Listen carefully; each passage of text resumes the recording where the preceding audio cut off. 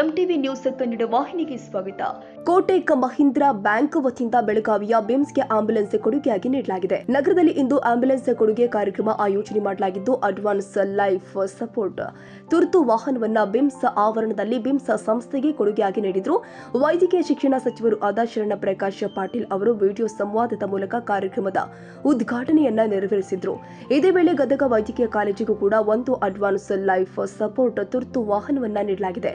ಈ ಕಾರ್ಯಕ್ರಮದಲ್ಲಿ ಬಿಮ್ಸ್ ಸಂಸ್ಥೆಯ ನಿರ್ದೇಶಕರು ಆದ ಡಾಕ್ಟರ್ ಅಶೋಕ್ ಕುಮಾರ್ ಶೆಟ್ಟಿ, ವೈದ್ಯಕೀಯ ಅಧೀಕ್ಷಕರು ಆದ ಡಾಕ್ಟರ್ ಈರಣ್ಣ ಪಲ್ಲೇದ್, ಆರ್ಥಿಕ ಸಲಹೆಗಾರು ಆದ ಶಿಲ್ಪವಾಲಿ, ಎಲ್ಲ ವಿಭಾಗದ ಮುಖ್ಯಸ್ಥರು ಹಾಗೂ ಕೋಟೆಕ್ ಮಹೀಂದ್ರಾ ಬ್ಯಾಂಕಿನ ಉಪಾಧ್ಯಕ್ಷ ಲಕ್ಷ್ಮೀಕಾಂತ್, ಸಹ ಉಪಾಧ್ಯಕ್ಷ ಈರಯ್ಯ ನಿರ್ವಾಣಿ, ಬಿಮ್ಸ್ ಬೋಧಕ ಹಾಗೂ ಬೋಧಕೇತರ ಸಿಬ್ಬಂದಿಗಳು, ವಿದ್ಯಾರ್ಥಿಗಳು ಭಾಗಿಯಾಗಿದ್ದರು.